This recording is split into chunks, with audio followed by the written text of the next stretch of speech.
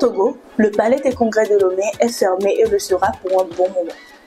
Bonjour à tous et bienvenue, voici un tour d'horizon des principaux faits marquant l'actualité. Comme annoncé, au Togo, fermeture du palais des congrès de Lomé pour rénovation.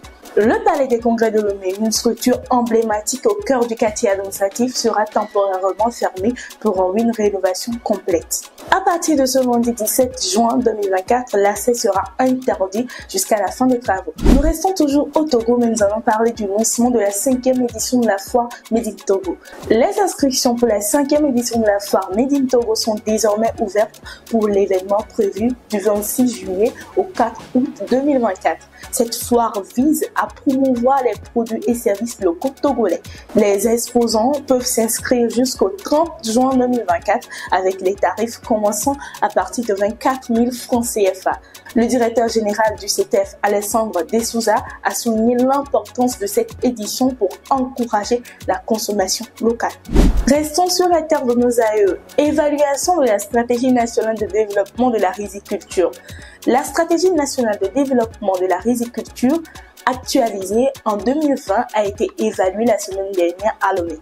Le bilan montre que la production nationale est majoritairement tirée par le riz des bas-fonds 55% et le riz pluvial 34%.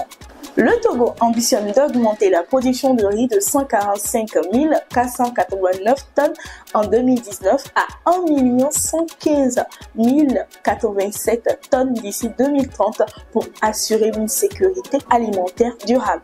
Nous sommes toujours au Togo. Parlons du soutien de l'Allemagne à la décentralisation.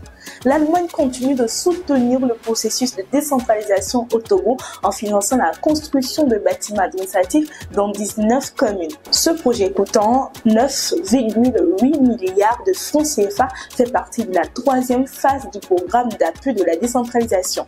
Les infrastructures réceptionnées provisoirement la semaine dernière offriront des conditions de travail améliorées pour les équipes municipales, contribuant à une meilleure gestion des affaires locales. Nous quittons le Togo pour la RDC où une polémique sur les salaires des députés.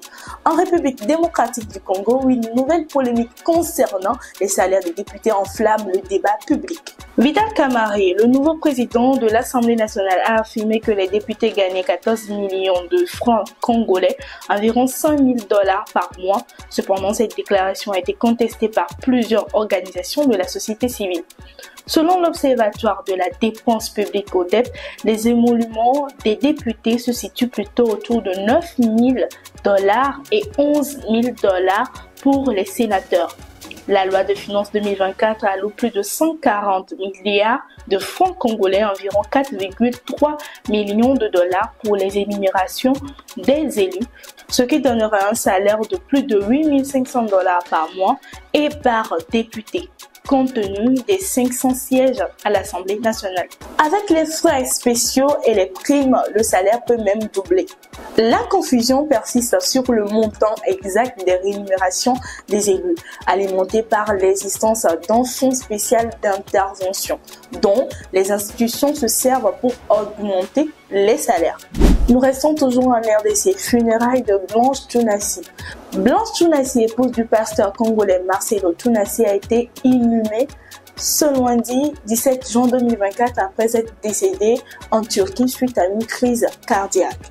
La nouvelle a profondément touché la communauté africaine et internationale avec une forte présence des fidèles de l'église La Compassion lors des funérailles. Ouvrons à présent la page sportive. Euro 2024, blessure de Kylian Mbappé. Lors du match de l'Euro entre l'Autriche et la France, Kylian Mbappé a subi une sévère blessure au nez après un duel avec Kevin Danso. Le capitaine des Bleus, ensanglanté, a dû quitter le terrain après avoir été soigné pendant plusieurs minutes. Les premières informations indiquent une fracture du nez pour l'attaquant français.